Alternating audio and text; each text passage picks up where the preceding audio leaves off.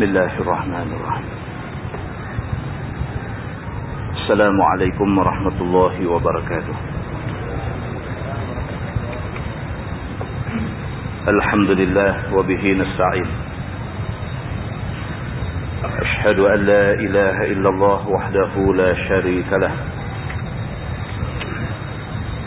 Wa ashhadu anna sayyidana Muhammadan abduhu wa rasuluh.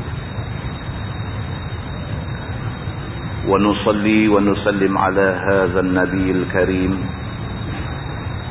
سيد المرسلين وعلى آله وصحبه أجمعين أما بعد أيها المؤمنون اتقوا الله أوصيكم وإياي بتقوى الله فقد فاز المتقون. Muslimin dan muslimat, mudah-mudahan dirahmati Allah Subhanahu wa taala. Di dalam sebuah hadis riwayat daripada Anas radhiyallahu anhu, kata dia, anna fatan min aslam qala ya Rasulullah inni uridul ghazwa وليس معي ما أتجهز به. قال النبي صلى الله عليه وسلم ائتي فلانا فإنه قد كان تجهز فمرض فأتاه فقال رسول الله صلى الله عليه وسلم يقرئك السلام ويقول أعطني الذي تجهزت به. فقال يا فلانة أعطيه الذي تجهزت به ولا تحبسي منه شيئا فوالله لا تحبسي منه شيئا فيبارك لك فيه. Atau kama qala, hadis sahih riwayat Imam Muslim. Seorang sahabat yang bernama Anas bin Malik radhiyallahu anhu menceritakan, kata dia ada satu orang budak muda daripada suku Aslam. Dia pergi jumpa Nabi sallallahu alaihi wasallam dan dia kata pada Nabi, kata budak muda ni, ya Rasulullah, inni uridul ghazwa wa laysa ma'i ma atajahhazu bih. Dia pergi jumpa Nabi, dia kata, ya Rasulullah, aku teringin sangat nak pergi perang. Tapi malangnya aku tak ada bekalan untuk nak bawa pergi berperang. Dia ni, dia volunteer, dia suka rela jumpa Nabi, tawar diri dia untuk nak pergi perang. Tapi dia kata dia tak ada benda nak buat bekal untuk pergi perang.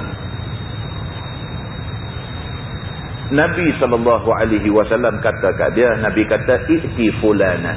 Nabi kata tak apa, yang tu tak ada masalah. Hang mau pergi perang itu dah cukup baik. I'ti fulanan, pergi jumpa dengan satu orang. فَإِنَّهُ قَدْ كَانَ تَجَهَّزْ فَمَرِضَ. Dia ni dah siap dah barang untuk nak pergi perang. Tiba-tiba sakit, dia tak boleh pergi perang. Kamu pergi jumpa dia, kamu minta barang hak dia siap tu, kamu ambil, kamu pergi perang. فَأَتَاهُ. Maka budak muda ni pun ikut macam Nabi kata. Dia pergi cari orang yang dah siap dah bekalan nak pergi perang tapi tak jadi pergi kerana sakit ni. Dia pergi jumpa kawan yang disebut oleh Nabi SAW. Bila sampai di rumah kawan tu, faqala, dia kata dekat kawan tu, Rasulullah SAW yuqri'uka salam. Dia kata Nabi kirim salam ke hang. Wa yaqul a'tini allazi tajahhazta bihi. Dan dia kata dekat kawan yang sakit ni, dia kata, mana dia bekalan yang kamu dah siap untuk pergi berperang tu, mana dia, bagi kat aku. Kamu dah siap dah bekal, tapi kamu sakit, kamu tak boleh pi. Barang tu bagi kat aku. Aku sihat, aku nak pi perang. Faqala, maka kata kawan yang dah siap barang, kemudian sakit tak jadi pi perang ni. Kawan ni kata, ya fulanah. Dia kata dekat bini dia. Ya fulanah, a'tihi allazi tajahaztu bihi, wa la tahdisi minhu syai'an. Dia kata dekat bini dia kata kamu pergi ambil semua barang yang aku dah siap dah nak pergi perang ni, kamu pergi ambil, kamu bagi dekat dia ni. Jangan taruh satu pun. Dia kata semua bagi dekat kawan ni. Fa wallahi la tahbisi minhu syai'a. Dia kata demi Allah jangan simpan satu benda pun. Benda hak aku himpun untuk nak bawa pergi perang tu, semua bagi kat dia ni. Jangan taruh satu pun. Fayubaraka laki fih. Mudah-mudahan Allah Subhanahu wa taala berkati kamu. Dia kata kat bini dia, mudah-mudahan Allah berkati kamu kalau sekiranya kamu bagi semua benda hak aku siap untuk nak bawa pergi perang ni, kamu bagi semua, mudah-mudahan Allah berkati kamu. Hadis itu hadis sahih riwayat Imam Muslim. Muslimin dan muslimat yang dirahmati Allah sekalian, daripada hadis ini Nabi SAW nak bagi tahu dekat kita satu benda yang tersirat, iaitu Nabi SAW nak bagi tahu kalau sekiranya kita ada niat nak buat benda baik, kemudian dengan sebab ada gendala, ada arai, kita tak jadi buat benda tu, kita masih dapat pahala macam orang yang nak buat benda tu. Orang main ambil benda yang kita siap dengan niat nak pergi perang ni tak jadi ni, orang hak main ambil tu pergi perang, orang yang pergi perang tu dapat pahala, kita tuan punya barang yang tak jadi pergi kerana sakit ni dapat pahala seumpama pahala orang yang ambil barang kita pergi berperang tadi. Di dalam sebuah hadis lain riwayat daripada Abi Sa'id Al-Khudri radhiyallahu anhu, kata dia, anna Rasulullah sallallahu alaihi wasallam ba'atha ba'san ila Bani Lihyan min Hudzail. Faqala an-nabi sallallahu alaihi wasallam liyanba'ith min kulli rajulaini ahaduhuma wal ajru bainahuma, atau kama qala, hadis sahih riwayat Imam Muslim. Seorang sahabat yang bernama Abu Sa'id Al-Khudri radhiyallahu anhu, dia menceritakan, kata Abu Sa'id, Nabi SAW telah membentuk satu pasukan tentera untuk nak dihantar pi berperang dengan Bani Lihyan. Nabi bentuk, Nabi form satu pasukan tentera nak hantar mereka ni pi berperang dengan Bani Lihyan yang memusuhi Islam. Nabi SAW kata, Nabi kata, liyan ba'is min kulli rajulaini ahaduhuma. Nabi kata, tiap-tiap dua orang, seorang kena pergi perang.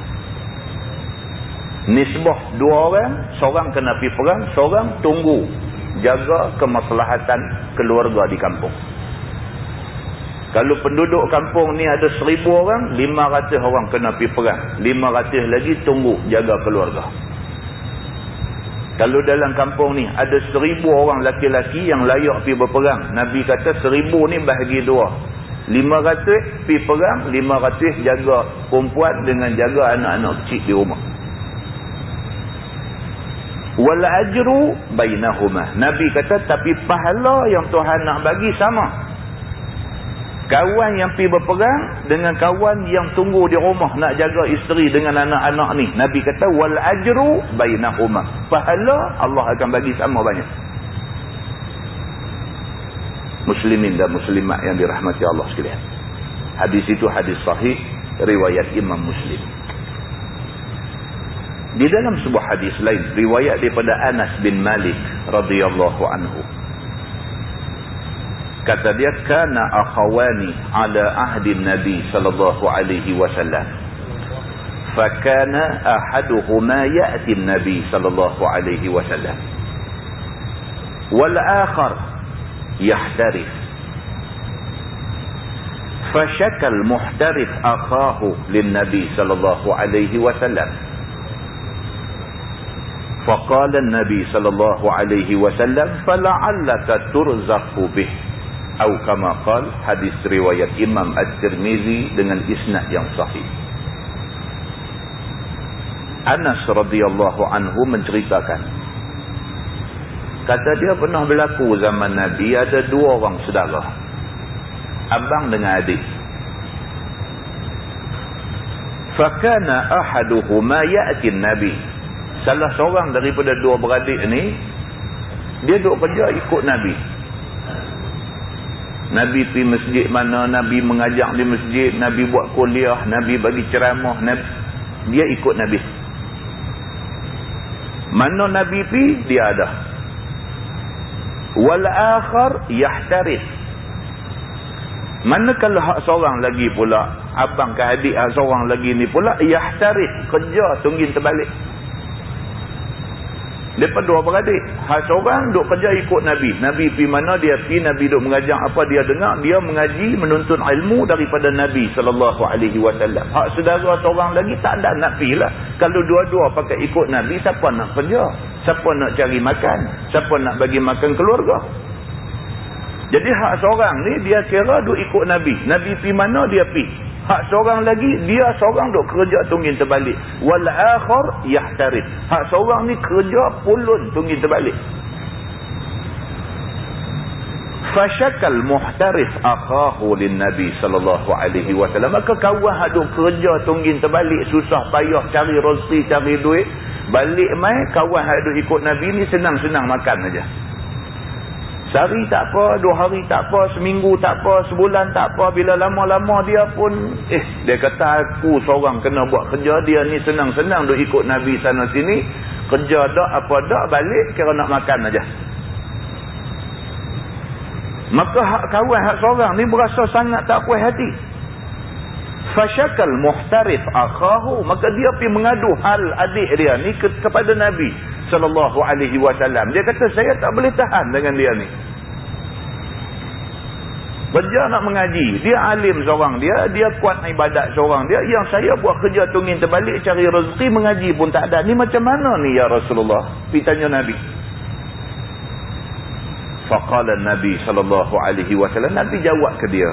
Nabi kata, fala'allaka turzaqu bih. Nabi kata, jangan marah macam tu. Nabi kata, aku takut satu. Nabi kata, takut-takut rezeki yang kamu duk dapat banyak tu adalah kerana kamu tolong dia. Nabi kata, kamu duk kerja tak tahu siang malam, kamu kerja tunggin terbalik, kamu kerja susah payah, kamu duk kerja ni Allah bagi rezeki cukup banyak dekat kamu. Jangan-jangan rezeki yang Allah bagi banyak tu kerana berkat kamu duk jaga dia.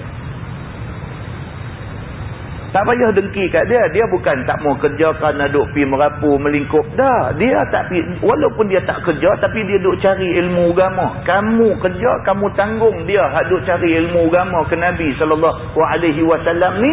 Jangan-jangan Allah bagi rezeki banyak dekat kamu kerana kamu bela dia. Hadis itu hadis sahih riwayat Imam At-Tirmizi. Muslimin dan muslimat yang dirahmati Allah sekalian, 3 hadis kita baca, dia membawa kepada satu kesimpulan. Kesimpulan dia ialah buat baik.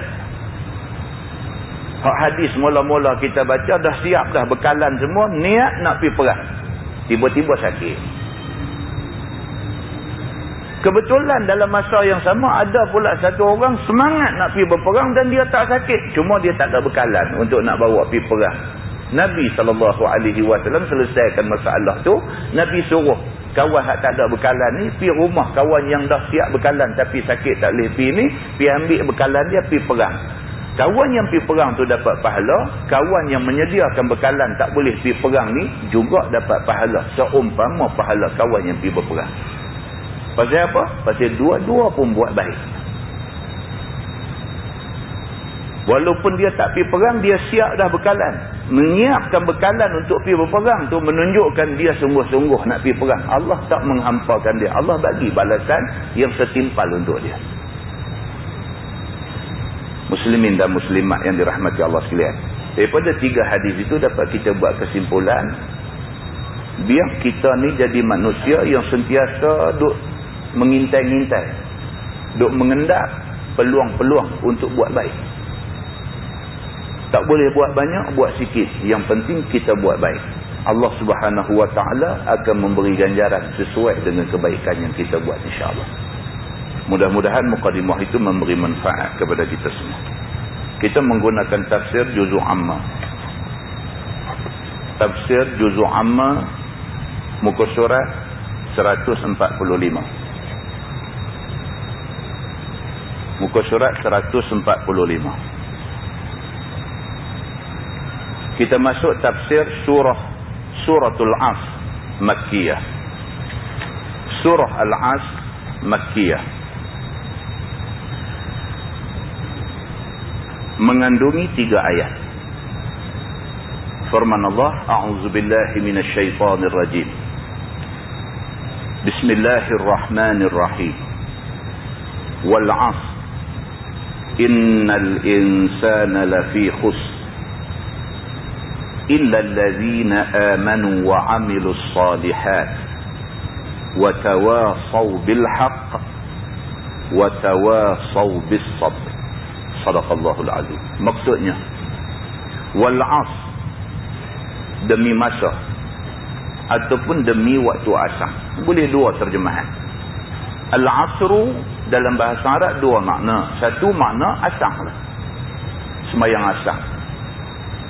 Satu dalam bahasa Arab juga, asrun ataupun al-'asr dipanggil masa. Itu sebab dalam syair Arab, penyair itu sebut, dia kata ayyuha asral 'ishrin, wahai masa yang ke-20. Maksudnya wahai kurun yang ke-20. Zaman jahiliyah dalam bahasa Arab disebut asrul jahiliyah. Maksudnya zaman jahiliyah ataupun masa jahiliyah. Asru makna dia masa. Firman Allah wal 'asr, maksudnya demi masa, ataupun boleh kita kata demi waktu asar. Innal insana lafi khusr. Sesungguhnya rata-rata manusia dalam kerugian. Dia kata rata-rata manusia, kebanyakan manusia ni rugi. Macam kita, sedap-sedap malam ni umur 40. Muhasabah balik tengok, berasa macam tak padan dengan umur 40. Amalan yang kita buat tak padan. Tak padan. Kalau kita muhasabah lah, kita muhasabah balik, duduk sorang-sorang sebelum lena malam tu, keluar pergi duduk depan rumah, buka pintu, duduk depan rumah, duduk tengok langit, tengok bulan, tengok bintang atas langit ni, duduk fikir balik, aku ni 40 lebih dah. Fikir-fikir balik, banyak mana benda yang aku buat ni, amalan yang aku buat ni banyak mana. Tak ada banyak mana yang kita buat. Maknanya manusia ni, innal insana lafi khusr, manusia ni duduk dalam rugi. Illa allazina amanu wa amilus salihat wa tawasaw bil haqq wa tawasaw bis sabr. Kecuali orang yang tak rugi itu ialah mereka yang beriman. Orang beriman tak rugi, dia kata. Dan mereka yang beramal soleh. Iman saja kalau tak ada amalan, bohong. Kita duduk declare depan orang kita beriman. Apa amalan kita? Bukti keimanan kita. Apa amalan kita? Banyak mana dah yang kita buat? Bila disemak-semak, bila disiasat-siasat balik, tak ada banyak mana pun amalan kita buat. Kita perlu mempersoalkan diri kita, berimankah kita ni? Dengan hadu adalah ni, kita hanya boleh mempertahankan sembahyang fardu 5 waktu. Tu pun tak boleh nak berjemaah 5 waktu. Kita hanya boleh sembahyang fardu 5 waktu, pun tak boleh nak berjemaah 5 waktu. Tiap-tiap sembahyang fardu kita buat tak sunat rawatib misalnya? Kita buat tak sembahyang sunat rawatib? Kalau Nabi SAW, Nabi tidak pernah tinggal sembahyang qabliyah subuh. Nabi tak pernah tinggal. Walaupun subuh tu dah sikit lagi nak habis, dah nak cerah dah, Nabi buat lagi qabliyah subuh 2 rakaat. Sangat-sangat dituntut qabliyah subuh ni. Bahkan Nabi SAW kata, kalau sekiranya manusia tahu nilai semayang qabliyah subuh ni, manusia tentu akan buat, kerana qabliyah subuh ni lebih baik daripada dunia dan isinya. Nabi kata. Apa benda yang baik dalam dunia ni? Kita sebutlah apa juga benda yang baik dalam dunia ni, qabliyah subuh tu lebih baik daripada tu. Maka Nabi SAW ditakdirkan Allah, satu hari Nabi bangkit tu dah terlewat. Bila dah terlewat, subuh dah nak habis dah. Cahaya nak cerah dah nak mai dah. Orang semua dah duk tunggu cegat, duk tunggu Nabi mai nak jadi imam semayang subuh. Nabi masih lagi semayang qabliyah subuh 2 rakaat. Kita jaga tak qabliyah subuh semacam mana Nabi jaga? Itu persoalan dia. Kita boleh jaga semayang subuh, tapi qabliyah subuh boleh tak jaga? Tak boleh. Terbarai juga, mengelonsong juga, tak boleh buat. Demikianlah lemahnya kita. Kalau kita kata boleh buat, sejak bila kita mula buat qabliyah subuh tak tinggal ni? Sejak bila? Setahun? 2 tahun? 5 tahun? 10 tahun? Kalau 10 tahun itu sudah cukup baik. Tapi berbanding dengan umur kita lah 50 tahun, kita baru buat qabliyah subuh 10 tahun, padan ke? Cerita dia pusing kok mana pun, campur tolak darat bahagi. Innal insana lafi khus, manusia rugi. Manusia rugi. Pasal apa? Pasal masa dia tak boleh gostan balik. Kita tak boleh patah balik pergi kemarin. Tak boleh dah. Kok mana pun nak pergi esok aja kalau panjang umur. Nak gostan balik kemarin tak boleh. Nak gostan balik 10 tahun lepas tak boleh. Tak boleh gostan. Pasal masa memang tabiat dia pergi. Al-waqtu kasuyuf. Masa ni macam pedang. Kalau kamu tak potong dia, agih-agihkan dia ikut keperluan kamu, dia akan potong kamu. Kamu binasa dengan masa yang Tuhan bagi kat kamu. Maka orang yang beriman, sebagai buah keimanan, sebagai bukti keimanan, dia mesti ada amal soleh. Kita tak boleh declare kita beriman, sedangkan kita tak beramal. Bukti keimanan ialah amalan. Maka orang yang tak rugi, dia kata illal ladzina amanu, orang yang beriman wa amilus salihat, dan orang yang beramal soleh. Wa tawasau bil haq, dan orang yang tak rugi ialah mereka yang berwasiat dengan yang hak dan yang benar. Bukan sahaja dia pesan dekat orang, suruh orang jadi orang yang benar, bahkan dia sendiri bercakap benar, dia sendiri bekerja dengan benar, dia sendiri bergaul secara benar, dan dia sendiri menjalani kehidupan dia hari-hari sebagai orang yang benar. Di samping dia pesan dekat orang supaya orang lain pun kena benar. Wa tawasau bis sabr, dan dia juga merupakan orang yang sabar, tabah, cekal. Di samping dia berpesan kepada orang lain supaya sentiasa sabar. Tuan-tuan, kita bila sekali kita kata kita orang Islam, kita cuba nak buktikan yang kita beramal dengan Islam, kita kena sabar. Macam-macam nanti dia ada depan kita. Kita mengaku aja kata kita orang Islam, kita cuba nak buktikan keislaman kita dengan beramal secara Islam. Depan kita jumpa paku karat, kaca, macam-macam, duri, macam-macam nanti ada depan kita. Pijak, cedera. Kalau kita kata kita Islam, kita kata kita nak menjalani hidup betul-betul macam orang Islam, kaki tentu berdarah. Tentu berdarah. Seorang sahabat pergi ke rumah Nabi SAW. Bila sampai di rumah Nabi, tengok-tengok Nabi dalam keadaan duk tidur merekod, menahan sakit. Sahabat kata dekat Nabi, ya Rasulullah, pasal apa kamu ni? Nabi kata, aku sakit dan aku lapang. Al-ju', aku lapang.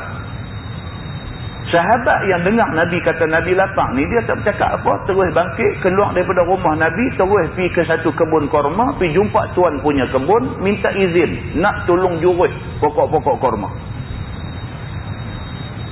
Dan setiap jurus Setiap kali dia jurih satu pokok korma, dia diupah sebiji buah korma.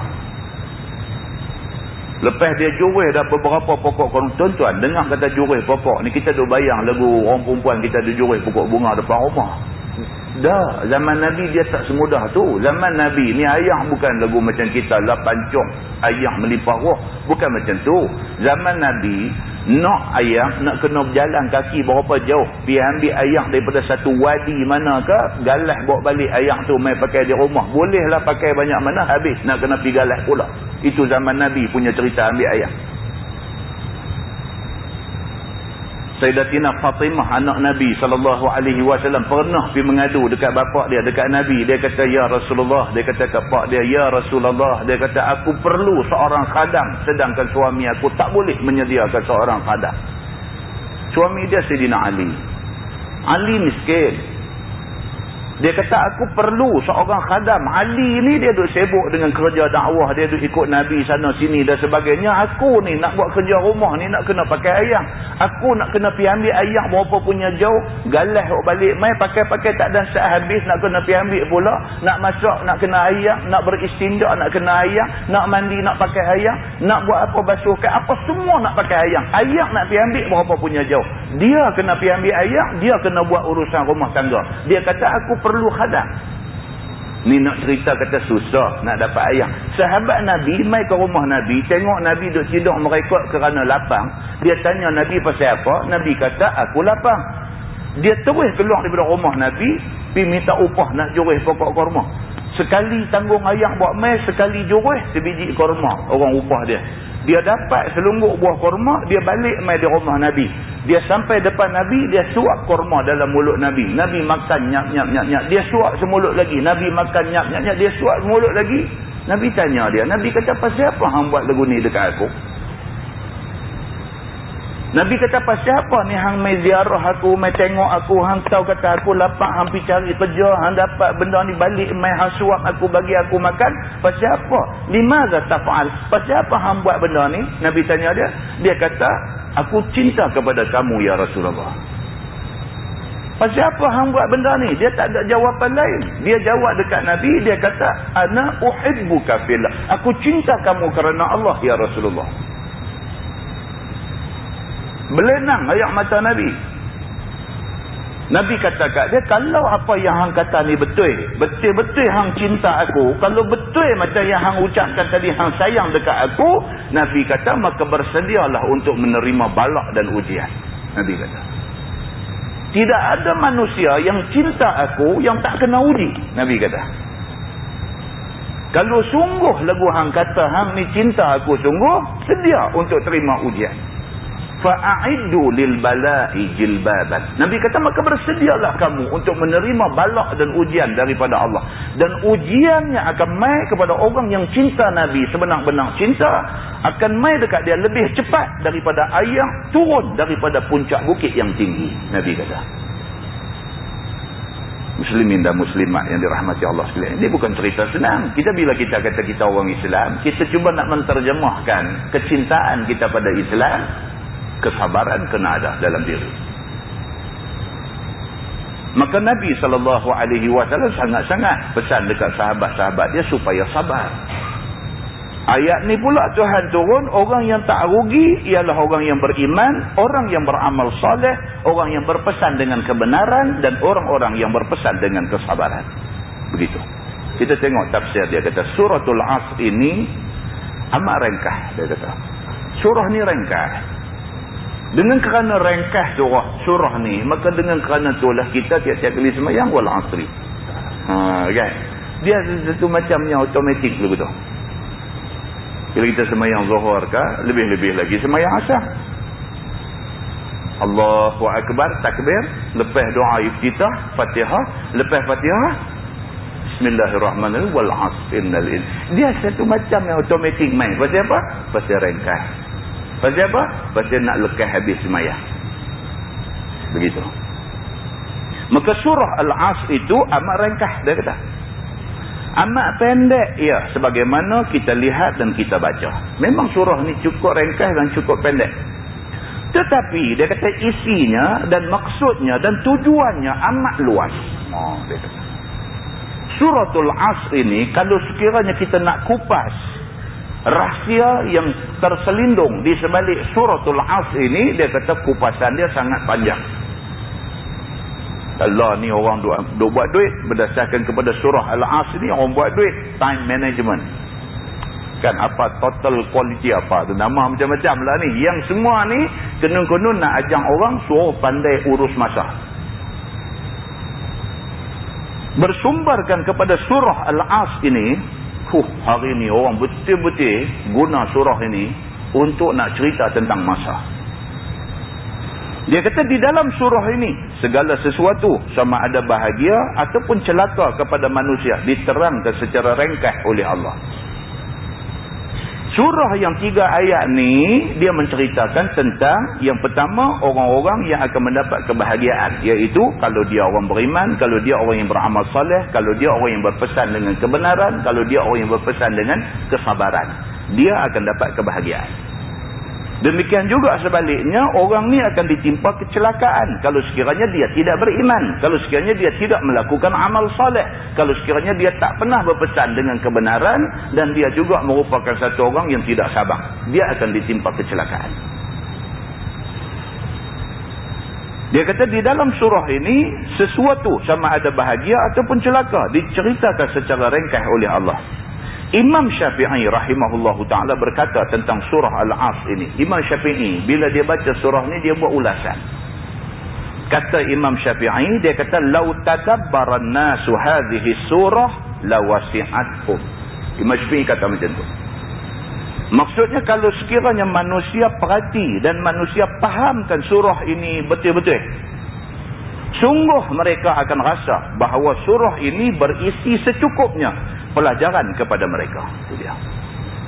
Imam Syafi'i kata kalau sekiranya manusia betul-betul kaji dan betul-betul faham surah Al-Asr ni, betul-betul lah manusia ni akan mendapat faedah yang banyak daripada surah ini.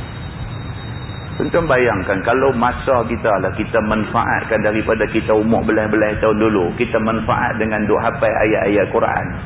Agak-agak malam ni umur kita 40, umur kita 50, agak-agak lah ada tak 10 juzuk kita boleh ingat. Kalau sekiranya daripada umur belah-belah dulu kita dah latih diri kita, tak payah masuk ma'ad tahfiz, latih diri kita hafal. Agak-agak lah malam ni umur kita dah pergi 50 ni, agak-agak 3 surah boleh tak ingat? 3 surah Al-Baqarah, Al-Imran, ada tak 3 surah boleh ingat? Tentu boleh. Tapi tak ada. Sampai malam ni lam yakunim pun kuning muka-muka nak baca. Pergi majlis khatam Quran duk kira. Tang mana lagu nak kena. Nyanyi aku yang tu kucelaru ni pun.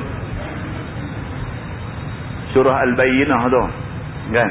Lam yakunil ladzina kafaru tu. Nama surah pun tak tahu. Jangan kata tak hafal surah tu. Nama surah pun tak tahu. Ramai kat kita kata cuba baca Al-Bayyinah. Oh saya tak hafal. Baca Lam Yakunin. Lam Yakunin ingat jugalah, tapi tak apa nak ingat. Al-Bayyinah tu Lam Yakunin lah. Lam Yakunil lazina kafaru. Dia kata Lam Yakunin. Kunin pun kunin lah. Umur 40, umur 50 dah. Allahu Akbar kan. Malu kita dekat Allah Subhanahu Wa Ta'ala. Malu. Begitu. Rugilah kita ni. Rugi kita ni nampak aja hebat. Kok luar orang nampak kita hebat, tapi dalam berongga apa pun tak ada sebenarnya. Gempak orang boleh lah. Dalam sebenarnya tak ada apa pun. Tak ada apa. Ilmu pun tak terang mana. Amalan Allah mengaibkan. Begitu. Maka satu riwayat lagi daripada Imam Asy-Syafi'i. Lagi sekali Imam Syafi'i buat ulasan tentang wal asr ini. Kata Imam Syafi'i, laulam yunazzal minal Qur'ani siwaha lakafatin nas. Maksudnya kalau sekiranya Quran tidak diturunkan, sebaliknya hanya surah Al-Asr ini sahaja yang diturunkan, sungguh-sungguh cukuplah jadi pelajaran untuk manusia apa yang ada dalam surah ini. Tu dia Imam Syafi'i sampai kata lagu tu. Dia kata Quran kalau tak turun 30 juzuk, Allah buat turun surah ni aja satu. Kalau manusia faham betul-betul surah ni, cukuplah dia kata. Bukanlah maksudnya tak perlu Quran diturunkan. Tapi maksud Imam Syafi'i ialah, dia nak abang kata, pengajaran yang ada dalam surah ni sangat-sangat besar. Sangat-sangat berguna. Begitu. Ada diriwayatkan bahawa ada dua orang di antara sahabat Nabi SAW, bila mereka keduanya bertemu, keduanya belum bercerai kembali sebelum tiap-tiap seorang di antara keduanya membacakan surah Al-As kepada yang lainnya. Ini sahabat Nabi. Ada dua orang sahabat Nabi. Mereka ni sangat suka dengan surah Al-As ini. Semacam mana yang kita baca Bahrul Mazi di Masjid Seberang Jaya. Ada sahabat dia sangat suka. Dia sangat gemar baca surah Al-Ikhlas. Dia dengan surah Al-Ikhlas ni dia cukup suka. Dia duduk saja-saja dia baca Qul Huwallahu Ahad. Dia suka dengan surah Al-Ikhlas. Sampai semayang pun rakaat pertama pun Al-Ikhlas, rakaat kedua pun Al-Ikhlas. Pasal apa ya? Dia kata aku suka dengan surah ni.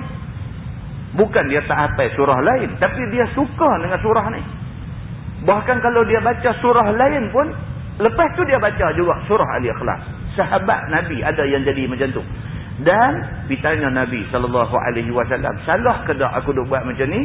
Nabi kata tak ada yang salah.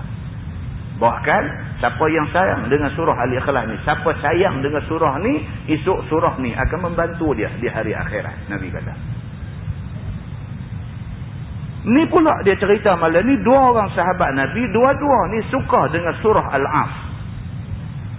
Sehingga kan mereka ni kalau berjumpa, sebelum berpisah, seorang akan baca, seorang dengar. Esok-esok jumpa, dia nu pula baca, kawan ni dengar. Kok mana pun, bila berjumpa, sebelum berpisah, mereka akan baca surah Al-As. Tentang kita bila habis kuliah kan. Bila habis kuliah, kita kata kita tangguhkan kuliah kita dengan tasbih kafarah dan suratul As. Hak sunnah Nabi-nya, tasbih kafarah saja. Itu Nabi suruh. Dalam hadis Nabi suruh. Nabi kata kalau sekiranya dua orang berjumpa, apatah lagi lebih daripada dua orang. Kalau sekiranya dua orang berjumpa dan berpisah tanpa membaca tasbih kafarah, mereka seumpama sedang melengkongi bangkai kaldai. Nabi kata. Bukan nanti kuliah ni je. Mesyuarat apakah kita hadirkan, kursus apakah, ataupun jumpa kawan, sembang dengan kawan ke apakah, habis sembang, habis kursus, habis beralih itu, subhanakallahumma wa bihamdik, asyhadu an la ilaha illa anta, astaghfiruka wa atubu ilaik. Baca tu disuruh oleh Nabi. Bukan adat, disuruh oleh Nabi, dan dia merupakan ibadah. Sebaliknya membaca surah Al-As ini tak disuruh oleh Nabi. Dan Nabi sendiri pun tak pernah habis kuliah baca surah Al-As. Cumanya dia menjadi amalan dua orang sahabat Nabi. Dan amalan yang dibuat oleh dua orang sahabat ni, Nabi tak pernah larang. Maka tidak salah kita habis kuliah, kita suruh baca surah ni. Sebagai nak ambil ingat bahawa pentingnya masa. Dan setidak-tidaknya malam ni, lepas maghrib nak tunggu Aisyah, kita memanfaatkan masa kita dengan mendengar tafsir Quran. Begitu. Baik, dia kata sesudah masing-masing membacakan surah Al-As ini kepada yang seorang lagi, barulah mereka memberi salam lalu bercerai. Ini amalan dua orang sahabat Nabi. Maksud mereka supaya masing-masing mengingatkan kawannya apa yang wajib ke atasnya. Tujuan kawan ni baca, kawan tu dengar, supaya tak ada pun kawan tu teringat balik. Pentingnya kita menghargai masa. Begitu. Maka cukuplah sedemikian kita terangkan yang menunjukkan bahawa surah Al-As itu sangat ringkas, dia kata. Tetapi surah ini penuh berisi segala pelajaran kepada manusia. Sama ada untuk dunia ataupun untuk akhiratnya. Pentinglah. Atas dunia ni kalau kita manfaatkan masa untuk nak belajar ilmu yang berkaitan dengan dunia. Penting. Tentu apa macam-macam penyakit tu ada dalam dunia lah ni. Dan berapa banyak penyakit yang sampai hari ni manusia tak tahu macam mana nak mengatasi dia. Sedangkan Nabi kata likulli da'in dawa. Nabi kata setiap penyakit dia ada ubat penawar dia. Likulli da'in dawa. Berapa banyak penyakit dalam dunia lah ni yang tak tahu apa penawar dia. Tak tahu tidak bermakna tak ada. Benda tu ada. Pasal apa kita kata benda tu ada? Pasal Nabi kata, likulli da'in dawa. Setiap penyakit ada penawak. Benda ni ada ubat dia, ada penawak dia. Tapi kegagalan manusia memanfaatkan masa untuk nak cari ubat, untuk nak cari penawak dia, maka ramai yang menjadi korban kepada penyakit yang ada. Itu salah kita. Itu salah kita pasal kita tak kaji. Dan lebih malang lagi kepada dunia orang Islam hari ini apabila tidak ada saintis Islam yang boleh mencari alternatif kepada insulin yang diberi kepada orang yang kena kencing manis. Sampai hari ini orang yang kena kencing manis nak kena ambil insulin, dan setakat ni insulin yang paling murah dan berkesan dia ambil daripada babi. Takkan tak ada satu alternatif lain, satu pilihan lain untuk nak gantikan insulin yang diambil oleh berapa ramai orang Islam yang kena kencing manis. Tapi kegagalan orang Islam menjadi saintis nak cari benda-benda ni semua, maka orang Islam menerima akibat dia. Itu kita buat contoh dalam bidang perubatan. Kita nak buat contoh dalam bidang ketenteraan macam ni. Lah ni pun kita nak bercakap tentang soal perang di Iraq pun tak. Berasa tak mau cakap dah lah. Kita tidak kecewa dengan takdir Tuhan. Tapi kita mengandaikan ada satu tentangan hebat daripada Iraq. Yang satu masa dulu pernah duduk tangga nombor 4 dari segi kekuatan militeri dunia. Kalau dulu Amerika nombor 1, Soviet Union nombor 2, Iraq duduk nombor 4 tuan-tuan. Dari segi kekuatan militeri, dengan jet pejuang dia, dengan kereta kebaya dia, dengan macam-macam yang ada dekat dia. Dia duduk tangga nombor 4 dalam dunia tuan-tuan. Bukan di kalangan negara-negara Arab. Dalam dunia dia duduk nombor 4. Tengok-tengok perang berakhir macam tu. Kita duk ingat kot adalah apakah buah-buah hak dia duk taruh buah penghabis.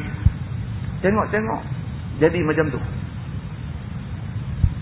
Tak mau kata apa dah. Kita menerima itu sebagai takdir Allah. Tetapi itulah keadaan orang Islam dalam dunia. Dari segi kekuatan keduniaannya pun tak ada. Dari segi kekuatan akhiratnya sehingga boleh Allah nak bantu dia pun tak ada. Dan lagi mengecewakan apabila dipecah-pecah istana dia, jumpa patung Tok Kong penuh dalam istana dia. Patung dia penuh dalam istana dia. Ada kot dalam pekan ni satu pasal lah. Dalam kubah istana dia pun ada lagi patung dia. Apa ke benda ni? Muslimin dan muslimat yang dirahmati Allah sekalian, itu dia punya pasal lah. Rakyat dia cerita lain pula. Rakyat dia kita kena tolong. Berapa ramai rakyat dia yang beriman dengan Allah, yang mengharapkan Islam menjadi penyelamat daripada sebab. Berapa ramai rakyat yang macam ni yang hari ni cedera parah, susah payah, memerlukan bantuan daripada kita semua. Yang tu cerita lain pula, yang tu kena tolong. Bila kita tengok semua benda ni, kita tengok innal insana lafi khusr, manusia rugi. Orang Islam lagi rugi. Muslimin dan muslimat yang dirahmati Allah sekalian. Maka dia kata pada ayat 1 Allah Subhanahu wa taala kata wal as, yakni demi masa. Demi as maksudnya asrun ialah zaman ataupun masa ataupun waktu asar. Boleh terjemah belaka. Kita nak terjemah demi masa pun boleh, nak terjemah demi waktu asar pun boleh belaka. Allah memulai surah ini dengan bersumpah. Dan ini membayangkan bahawa amat penting apa yang akan diterangkan selepas daripada sumpah itu. Allah bersumpah dengan zaman dan masa. Sumpah ni bila dia mula sumpah, makna lepas dia sumpah tu benda penting. Lalu kita nak cerita ke orang pun, kita kata demi Allah tu kita nak abang benda penting lah. Tu nak abang benda penting lah. Mustahil orang tu bersumpah kerana nak abang benda tak penting. Demi Allah ni saya nak pakai kasut. Apa pula pakai kasut? Pakailah. Tak ada apa hal pun. Tapi kalau dia kata demi Allah, dia nak abang benda penting. Demi Allah, ni hak saya nak cerita ni betul. Itu penting. Allah Subhanahu wa ta'ala bila dia mula ayat dia dengan sumpah, makna benda hak dia nak abang tu benda penting. Apa dia yang penting? Masa tu penting. Supaya manusia jangan mencela. Dia kata, dan jangan menyumpah zaman dan jangan menyumpah masa. Manusia tak boleh hidup sumpah masa. Tak boleh. Bila zaman dan masa itu penuh berisi kesusahan kepada mereka itu, lebih-lebih lagi jangan mereka celah. Aku benci betul nak ingat zaman aku susah dulu. Tak boleh. Tak boleh. Dia susah, dia pernah susah. 5 tahun dulu dia susah. 10 tahun dulu dia susah. Lah ni dia senang. Dia tak boleh kata aku benci ingat zaman aku 10 tahun dulu. Waktu tu aku susah. Tak boleh. Allah takdirkan dia susah masa tu. Allah takdirkan dia senang lah ni. Dua-dua pun ada hikmah dia. Sahabat Nabi SAW pernah Nabi tanya mereka, apabila tengok satu orang sahabat masuk mai dalam keadaan pakai baju koyak rabak, campur dengan kulit menatang. Nabi tengah duduk-duduk dengan sahabat-sahabat ni, nampak satu sahabat Mus'ab masuk mai hal keadaan pakai baju lusuh koyak campur dengan kulit menatang. Nabi menanya. Kerana Nabi teringatkan Mus'ab ni masa duduk di Mekah sebelum hijrah ke Madinah ni, anak orang kaya. Hidup di dalam limpahan kemewahan. Tapi oleh kerana dia pilih Islam, dia pilih untuk nak ikut Nabi, hijrah sama dengan Nabi, bermakna dia pilih susah. Nabi sedihlah. Sedih bukan apa, sedih mengenangkan ada sahabat yang sanggup lambung buang kesenangan hidup kerana nak cari keredaan Tuhan. Nabi berasa sedihlah mengenangkan ada orang yang begitu sekali berkesan tarbiyah Nabi dalam diri dia. Nabi tanya dekat sahabat-sahabat yang duduk depan Nabi. Nabi kata, hampa suka lagu mana? Hampa suka hampa senang ke? Hampa suka hampa susah? Oh, sahabat-sahabat kata, kami sukalah kalau sekiranya Allah bagi kami jadi orang senang. Nabi kata, kalaulah sekiranya satu masa esok Allah bagi hampa ni jadi senang, hampa pakai pagi baju lain, tengah hari baju lain, petang baju lain, malam baju lain.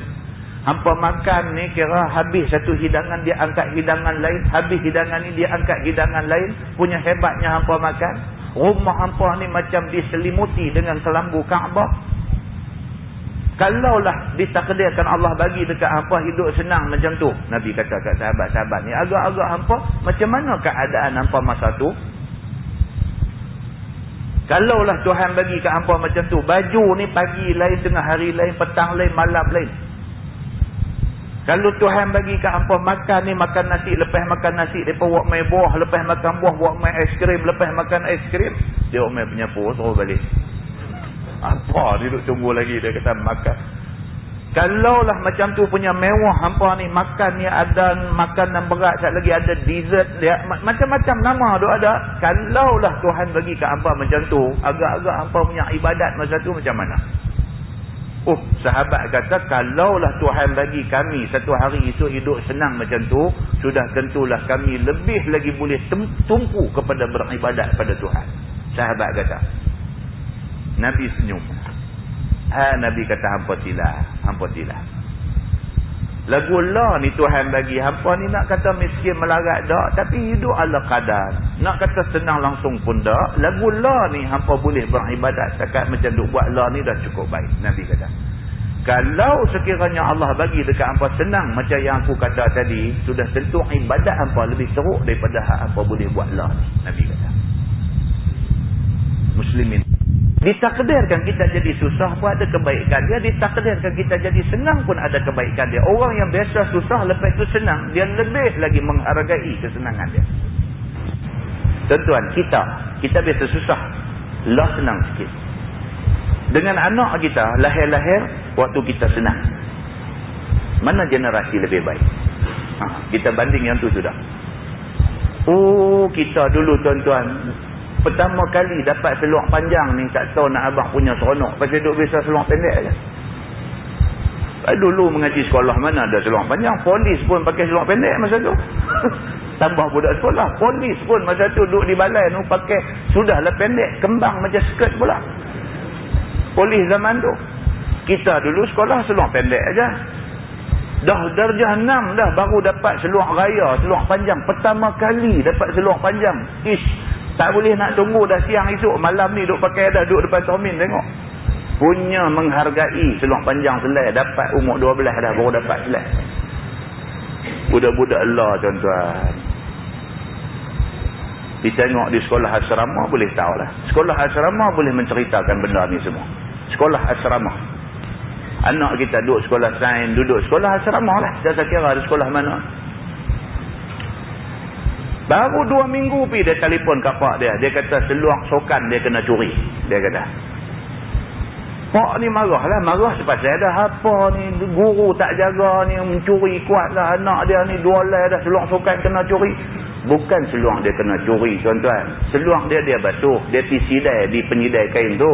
Jatuh tu tak ambil dah. Biar atas rumput tu. Tukang kebun main kutip pergi lempar. Dia tak ambil dah kain hak jatuh tu. Dia telefon pak dia. Suruh beli ganti baru.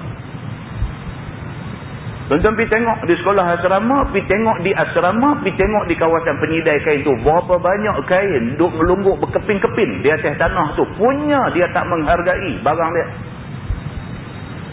Nak kata apa? Dia tak tahu, dia tak biasa susah. Bila dia dapat senang, dia tak tahu menilai kesenangan tu. Kita tak boleh hamput maki hamun masa susah kita. Sebab masa susah tu mengajak kita menghargai kesenangan. Rupa-rupanya Islam pesan benda ni. Islam kata kat kita tak boleh kita marah masa susah kita. Juga supaya manusia tidak mensia-siakan dan tidak membuang zaman dan masa. Ayat ni juga nak pesan dekat kita supaya kita tak buang masa. Zaman dan masa ataupun waktu ni amat berharga. Dia kata dan sekali-kali tidak patut terbuang secara sia-sia. Masa ni tak patut kita buang begitu saja. Malah patut digunakan untuk mencapai bahagia dan keuntungan dunia dan akhirat. Guna masa ni untuk buat keuntungan dunia dan keuntungan akhirat. Begitu. Janganlah mereka lupa bahawa zaman, masa dan waktu yang mereka lalui ataupun yang melalui mereka itu sentiasa menyingkatkan dan mengurangkan umur mereka yang masih tinggal setiap bulan. Dan satu benda lagi bila bercakap pasal masa, kita kena ingat. Masa ni daripada sehari ke sehari kita lagi dekat dengan mati. Yang ni kena ingat.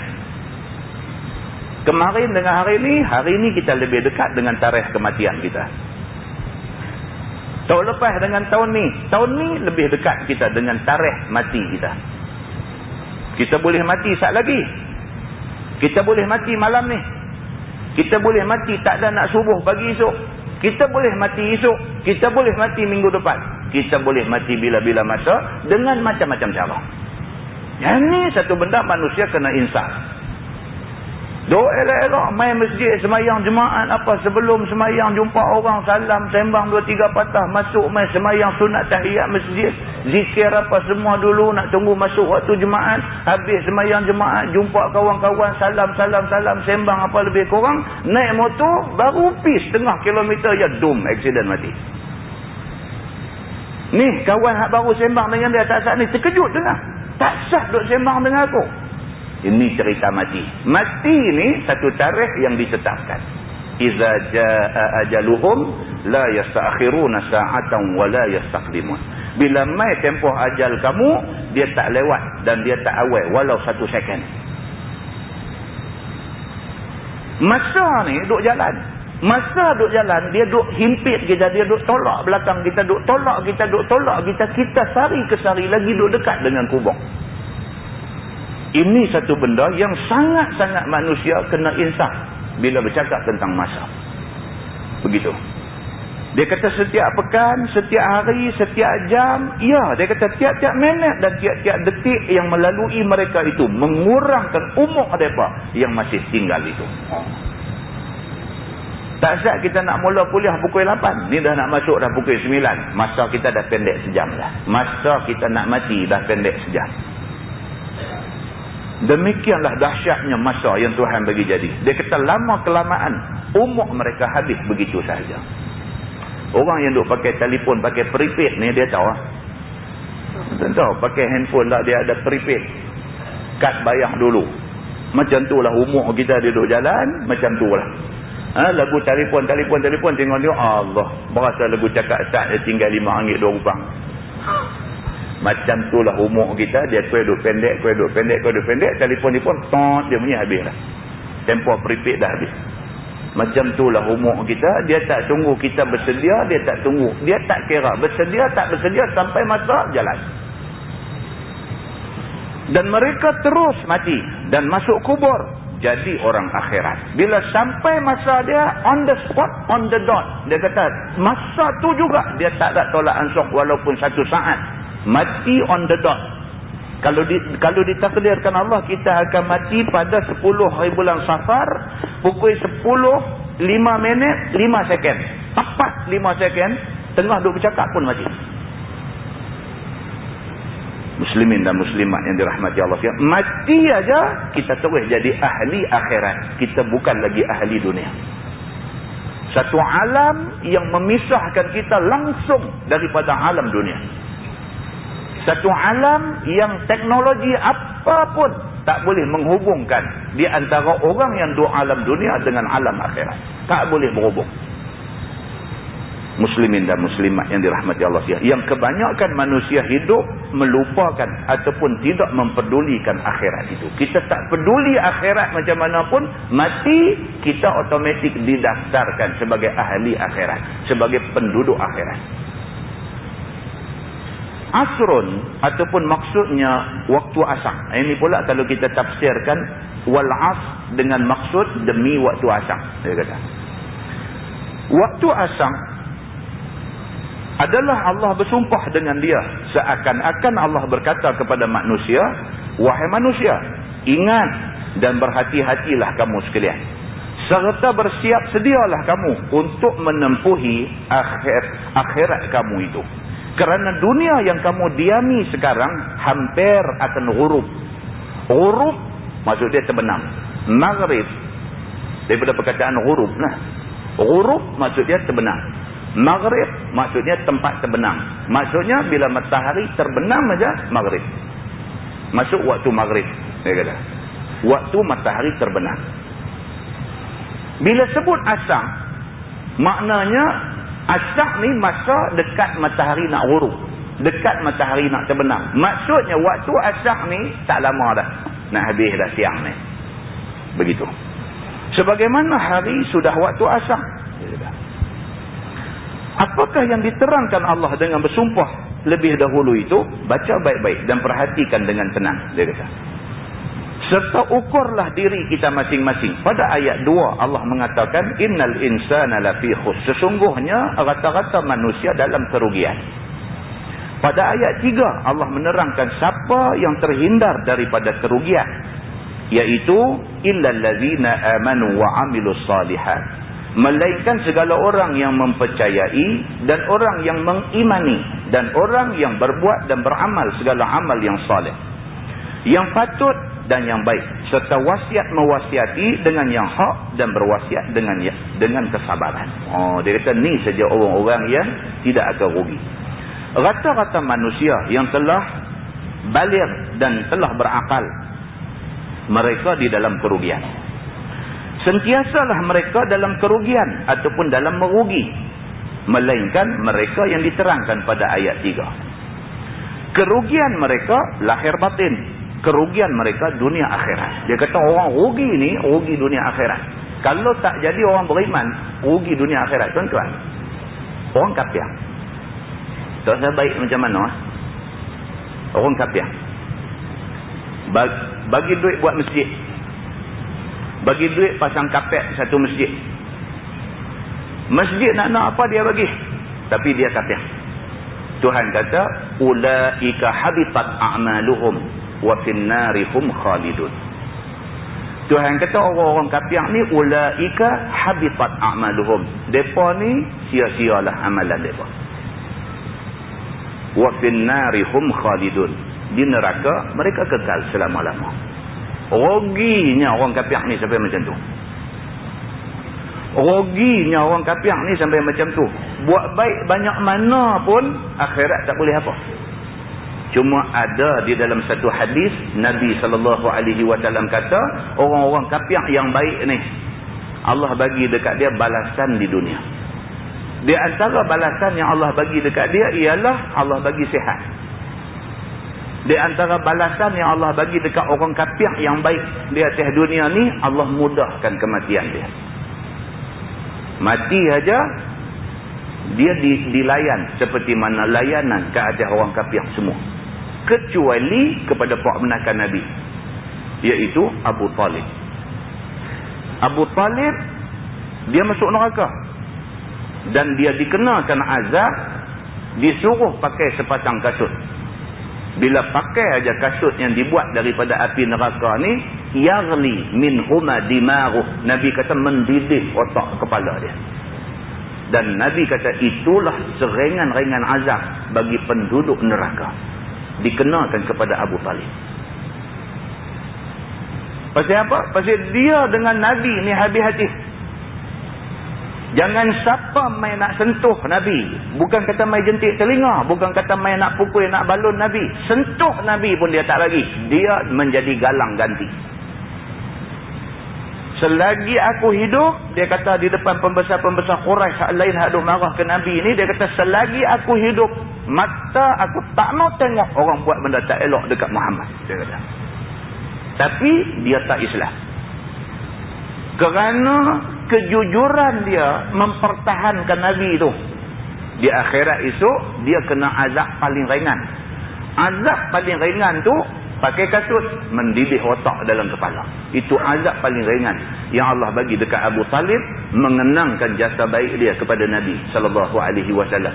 Nak masuk surga tak boleh juga. Ruginya orang kafir. Ni yang agama nak bagi tahu dekat kita. Baik, dia kata harta yang dikasihnya, ni cerita orang rugi ni.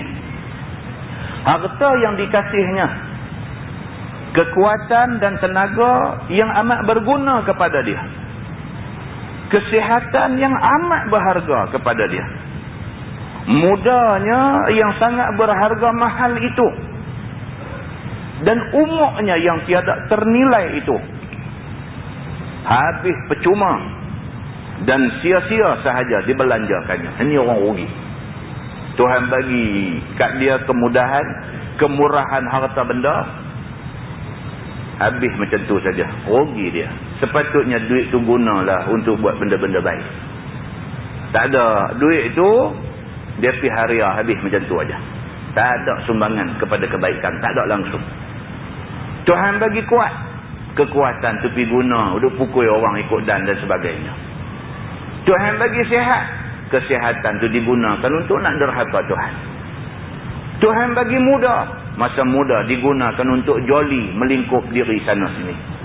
Tuhan bagi umur habis tak tahu ke mana. Orang yang macam ni pasti rugi dia ni. Kerana dia mensia-siakan semua hak Tuhan bagi kat dia.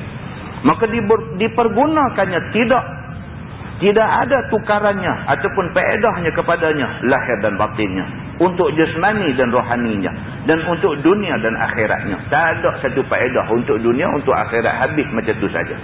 Maka dipergunakannya segala-galanya itu untuk kerosakan jasmani dan rohaninya, bahkan untuk kecelakaan dunia akhiratnya. Habis duit. Habis duit, hidup tidur bangun di naik kelas, di karaoke, di minum arak dan sebagainya. Dunia pun rosak, akhirat tak ada apa dia. Dia kata jiwanya dan rohaninya selalu berteriak kerana kesakitan hatinya. Tidak pernah tamakninah dan tidak pernah tenang. Tuan-tuan tahu beramai orang sakit jiwa lah ni. Di sesetengah sekolah lah ni. Allah, budak-budak sakit jiwa ni cukup banyak. Cukup banyak budak-budak sakit jiwa ni. Sekolah menengah lebih-lebih lagi. Pihak sekolah tengok dinding ni kotong berdanuk lah apa dah semua. Panggil orang main cat dinding. Dinding bilik ayam. Kotor, berdanuk dan sebagainya, cat bagi bersih. Habis orang tu cat tak dan kering. Mereka main duk tapak kasut, mereka penuh. Sakit jiwa. Ni, tak reti tuan-tuan. Tak reti pasal apa jadi macam ni. Sakit jiwa. Di bilik ayam tu orang bagi cermin muka. Cermin tu bila kita tengok, muhasabah lah diri. Tengok muka sendiri awak, muka aku nampak tak jernih sangat ni.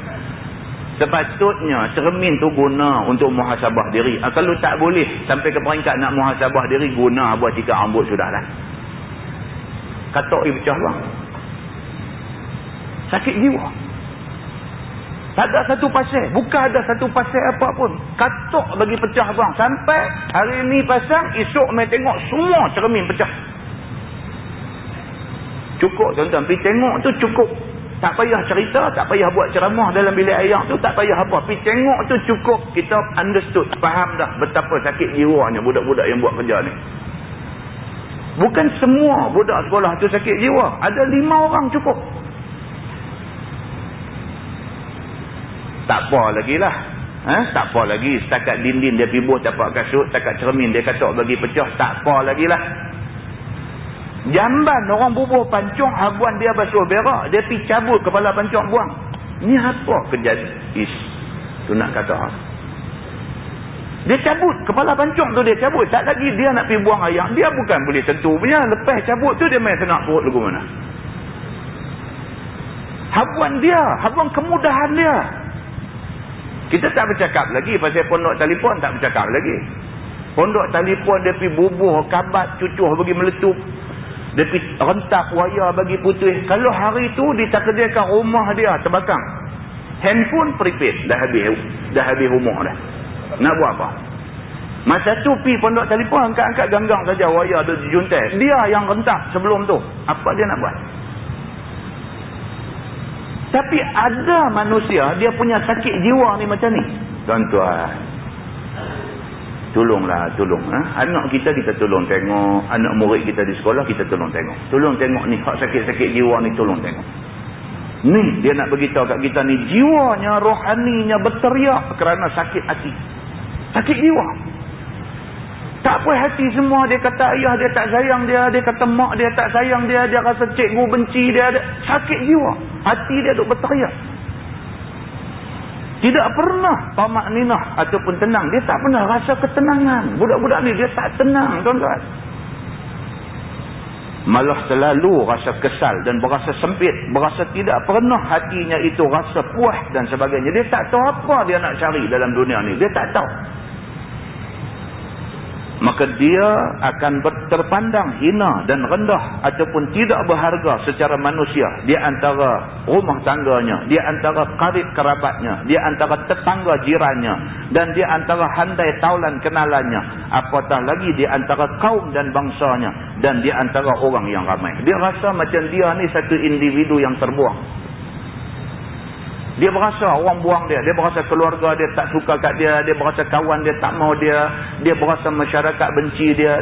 Dia jadi macam tu. Dia rasa sempit. Dunia ni sempit. Di mana pun jumpa dinding aja. Dia jadi lagu tu. Maka cukuplah dia kata. Yang sedemikian itu kita terangkan kerugian mereka di dalam dunia. Orang yang jadi macam ni. Ini adalah bukti jelas. Dia termasuk dalam golongan innal insana lafi khusr. Ini orang rugi, dia kata.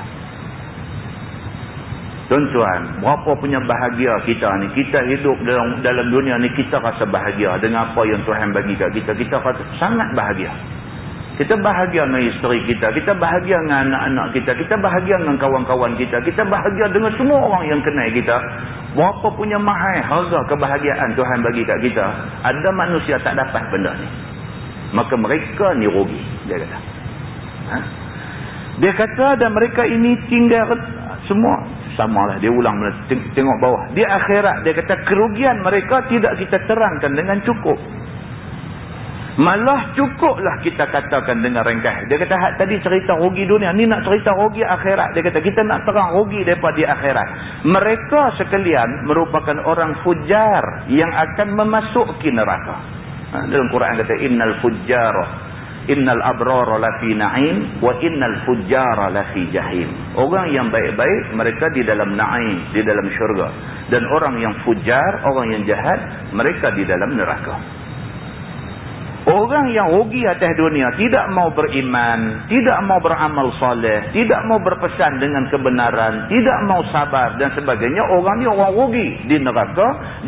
Di akhirat itu mereka jadi golongan fujar dan tempat mereka di neraka, dan menerima azab dan seksa yang sepadan dengan keadaan mereka semasa di atas dunia. Apa yang dia buat atas dunia padan dengan apa yang Tuhan nak bagi kat dia di akhirat itu, padan. Sebab dia kata ad-dunya mazra'atul akhirah. Nabi kata ad-dunya, dunia ni mazra'ah, tempat bercucuk tanam untuk akhirat. Kalau atas dunia ni kita tanam pokok apple, akhirat kita dapat hasil buah apple. Atas dunia kita tanam pokok duri keman, akhirat habis kita. Pepaklah duri keman tu. Tengok apa kita buat atas dunia, apa balasan Tuhan bagi kat kita setimpal dengan yang kita buat atas dunia. Sekarang marilah kita terangkan siapakah dan betapakah keadaannya di antara manusia seumumnya yang tidak di dalam kerugian itu. Sebagaimana diterangkan Allah dalam ayat 3 yang lepas. Iaitu orang-orang yang percaya dan orang-orang yang beriman dan orang yang berbuat amal dengan amalan yang patut serta berwasiat dengan yang hak dan berwasiat dengan kesabaran. Ini adalah orang-orang baik yang mereka ni akan mendapat janji baik di akhirat. Pada mereka yang terkecuali daripada dalam kerugian itu, ada 4 pekerjaan ataupun perbuatan. Iaitu yang pertama, beriman. Beriman dalam maksud kata percaya semua. Ayat Quran ni, buka Quran tu, baca ayat apa pun percaya dekat Tuhan, percaya dan dia akan amalkan. Ini orang beriman. Yang kedua, dia kata golongan yang akan terlepas daripada rugi ialah orang yang berbuat amal dengan amal yang saleh, dia kata. Yang ketiga, berwasiat dengan perkara yang hak. Dan yang keempat, orang yang berwasiat dengan kesabaran. Marilah kita terangkan satu-satu secara ringkas tetapi mencukupi. Baca baik-baik dan perhatikan tenang-tenang. Serta ukurlah diri kita masing-masing. Sudahkah keempat-empat benda tu ada pada kita yang boleh menyebabkan kita tidak lagi termasuk di dalam kumpulan manusia rugi? Ataupun belum cukup keempat-empat benda tu ada pada kita yang menandakan bahawa kita masih lagi termasuk dalam kumpulan yang rugi? Sewajibnya segala kita yang masih belum mempunyai cukup 4 perkara itu dengan segera berjanji untuk mengatasi kekurangan itu. Kita muhasabah. Kalau 4 benda ni kita tak ada lagi, dia kata buat bagi ada. Supaya selekah-lekahnya terjauh daripada rugi itu. Kemudian yang berikut tu tuan-tuan, percaya dan beriman itu adalah ulangan daripada benda yang kita duk baca banyak kali dah. Muka surat sebelah pun sama, dia sambung lagi. Muka surat satu lagi pun cerita beramal soleh pun sama yang kita dah hurai pada awal-awal tadi. Kemudian muka surat berikutnya wasiat mewasiati dengan yang hak. Ini pun adalah sambungan daripada huraian kita tadi. Dia suruh kita ni bercakap benar, benar dalam pergaulan, dalam percakapan, dalam kehidupan semua benar, dan kita pesan orang lain pun suruh jadi benar macam kita juga. Dia nak abang yang tu. Kemudian berpesan dengan kesabaran. Dia nak beritahu kata kita sebagai orang Islam mesti kena ada kesabaran dan mesti mengingatkan orang lain supaya banyak bersabar apabila kita kata kita nak jadi orang Islam yang sebenar-benar Islam. Lepas ni kita akan masuk surah Al-Humazah. Surah Al-Humazah Makkiyah. Surah yang diturunkan di Makkah. Surah ni cukup bagus tuan-tuan. Kita kena tengok huraian dia kerana dia sangat penting. Surah Al-Humazah dia menceritakan tentang wailun likulli humazatin lumazah. Wail tu yang Hindu tu kata wail tu maksudnya apa? Celaka macam tu. Wail itu maksudnya celaka besar. Itu maksud wail. Dan salah satu daripada neraka Tuhan nama dia neraka wail. Neraka wail nama dia. Wail. Jadi wail tu maksudnya dia duk minta celaka besar lagu tu. Kan? Baik, jadi surah ni dia nak cerita wailun likulli humazatin lumazah. Celaka besar ataupun azab besar untuk orang yang dua jenis ni. Yang pertama humazah, yang kedua lumazah. Humazah maksudnya orang yang suka duk bagi sakit orang lain. Orang yang suka duk bagi sakit orang Islam lain dengan tangan, maka dia ni dipanggil golongan humazah. Bagi sakit orang lain dengan tangan, tak pasal-pasal tipu penampak dekat orang, tak pasal-pasal piduk perwei santau bagi orang jenis guna tangan piduk buat jahat ke orang, maka dia ni dipanggil humazah. Orang yang macam ni Tuhan kata wailun likulli humazah. Kecelakaan besar kepada orang yang duk guna tangan dia piduk bagi sakit orang-orang Islam yang lain. Dan satu lagi lumazah. Lumazah maksudnya orang yang menggunakan lidah bagi sakit orang Islam yang lain. Guna lidah dia, pergi duk kata ke orang, pergi mengumpat orang, pergi caci maki orang, pergi hamun orang, pergi buat fitnah, cerita tak betul dekat orang, sebarkan jenis macam ni, dia panggil lumazah. Ni pun wailun juga. Celaka besar kepada orang yang menggunakan lidah dia pergi bagi sakit orang Islam yang lain yang tak sepatut dia sakiti. Kita akan baca ayat ni, apa dia? Apa dia betul-betul golongan humazah dan lumazah ini?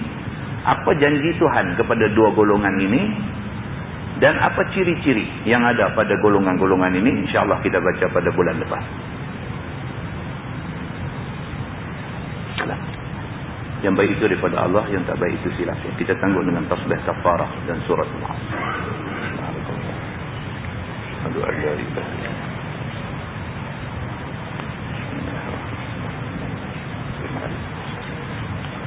إلا الذين آمنوا وعملوا الصالحات. اللهم صل على محمد في الأولين والآخرين وسلم ورضي الله تبارك وتعالى عن سادتنا أصحاب سيدنا رسول الله أجمعين. بسم الله الرحمن الرحيم. الحمد لله رب العالمين حمدا يوافي نعمه ويكافئ مزيده. يا ربنا لك الحمد كما ينبغي لجلال وجهك الكريم وعظيم سلطانك. رضينا بالله ربا وبالإسلام دينا وبمحمد نبيا ورسولا. اللهم افتح علينا فتوح العارفين وارزقنا فهم النبيين بجاه خاتم المرسلين. اللهم فقهنا في الدين وعلمنا التأويل واهدنا صراطك المستقيم. اللهم أرنا الحق حقا وارزقنا اتباعه وأرنا الباطل باطلا وارزقنا اجتنابه. اللهم اجعل جمعنا جمعا مرحوما فتفرقنا من بعده تفرقا معصوما. وصلى الله على محمد وعلى آله وصحبه وسلم والحمد لله رب العالمين. السلام عليكم.